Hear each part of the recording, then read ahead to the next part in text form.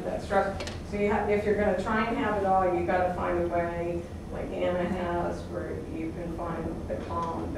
That piece has to be part of it, because otherwise you feel like you're not being a very good mom, you're not being a very good wife, and you're not being a very good lawyer or whatever your career is.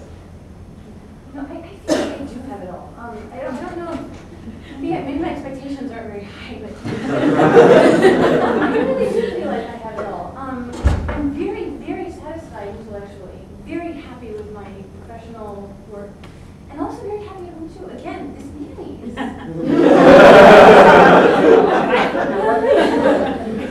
And as for your second question, when my husband and I, it's a process of deliberation. When you have to think about how do you balance, how do you decide what gets cut? It's always my husband and I sitting down, and certain principles have informed our prudential decision. We decided that his career is going to come first. That's been like uncontested.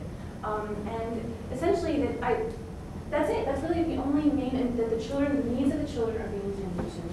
Those are our two main principles. After that, it's just a prudential weighing back and forth, and he and I have to come to an agreement. That's how we decide. I think I have it all too, and I think we all seem to hit the sweet spot of like 10 to 15 hours a week of work, and it's a great amount of, that's about what I do too. But I'll tell you, I had an interesting experience this fall. And then I had a very unique professional opportunity that I had to take advantage of, once in a lifetime thing, that involved travel, which I rarely do. So it was a week at a time, separated by 3 weeks of very hard work at home. And I took advantage of it, again, unmissable. And so I kind of was thrust into this life that I had, put aside, and that I was, working at the really a top level where I would be right now had I worked full time until now, while I had all these 6 kids at home and everything. And it was really interesting because I knew it was a limited amount of time. I got a ton out of it. I loved it. I had a great time. It was a reality check on my husband when he's traveling, and I call and I say, you forgot to ask Tommy about a soccer game or whatever. And here I was 4 time zones away going, oh, kids are already, I kind of realized what his life is like when he's traveling, and that it's not all, reading the paper and eating muffins with nobody talking. And so there was that. But I realized that also it was a great experience, and the life I have right now is having it all for me at this point in my life, because I could never have kept that up. I wouldn't have wanted to. I miss the kids. Our home life was unsatisfying at that time, and it would have got, it was fine to do it for that amount of time. But just redefine what having it all means. I think that's the story.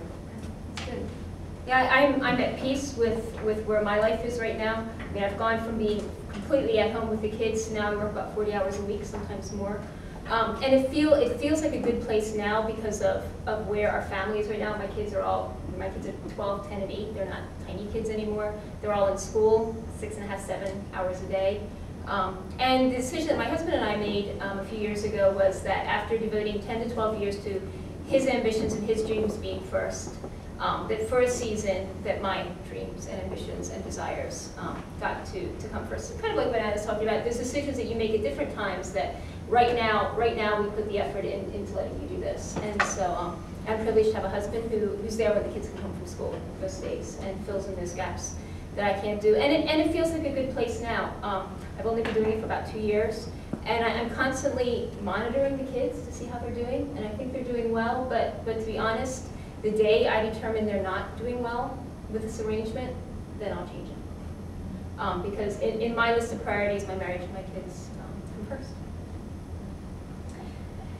Yes, I also don't think about the line I have followed in terms of sacrificing professional engagement. It's more the question of doing what you have to do, facing the responsibility with the children. And when they are born, it's hello stranger, don't be But then, of course, it strikes you the wonderful responsibility. This person is looking at you.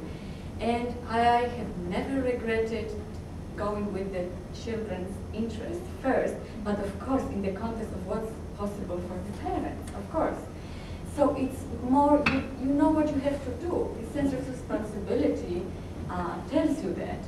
And then, I don't think there's ever time for thinking about sacrifice, you just do what you have to do. But I think in all these stories, what really is that it becomes a new experience, and you discover very fulfilling aspects of your life. So you get rewarded after, and for me, it was connecting with families who have children that age. From the sense of competition at school, families don't compete with each other. There is a sense of solidarity. This contact that I've made through schools, the activities, the friends I have made, it's just it has been a wonderful social experience. We were talking with Laurie briefly before the panel. The experience of living abroad with small children was wonderful. You get to know the country from the bottom. You get to know the parents of other children. They invite you, you invite them. The children learn the language. You soon find yourself speaking to the natives in their language. I mean, wonderful. I mean, I would have never had this experience if it weren't for the children. Kim, you made me think about the architecture that you live, appreciating, and it makes you think, what kind of housing do we want to live in, and appreciating, we live in the middle of the campus, and it has been a wonderful experience. I would not have appreciated if it weren't for, living with the children. And there's so many ways in which we benefit. The friends we've made, the students who came as babysitters, we've kept in touch, and went to their weddings and so on, and just million ways, right after the panel, I'm taking my children, going off to the graduate student fellowship, because the children are interested in the topic, and we are going together. And I'm so grateful that we can have it, and Anna, talking about your intellectual interest, what kind of appreciation it brings that you combine it with having the family. It's a new appreciation, right? And Suzanne talking about discovering music, right? You wouldn't have done it without the children. So the life with children is all the time the life of new experiences, which you would never imagine that you could have them, and they are so fulfilling and so wonderful. But I think the sense of solidarity that you discover with people. You wouldn't appreciate your housing arrangement if it weren't for the fact that you connect with people around through solidarity. So I think that there's a great social experience to be had, and that you don't think about sacrifices. You live a very, very new life. That is that. Thanks. And I guess I have one more question. So I think women in their undergraduate careers often feel pressure to follow a certain career path or to maybe pursue their academic goals. Did you find these sorts of pressures when you were in undergrad and then also after graduating? And then how did these factor into your decision to start a family? Well, I was just interested in your story about, I should have learned how to do the laundry and cook 5 meals or whatever, because I remember a story of my mother tells all the time. When I was a senior in high school, my grandparents came to visit. My grandfather grew up in a depression on a farm, blah, blah, blah. Sweetest man in the world, never in the world said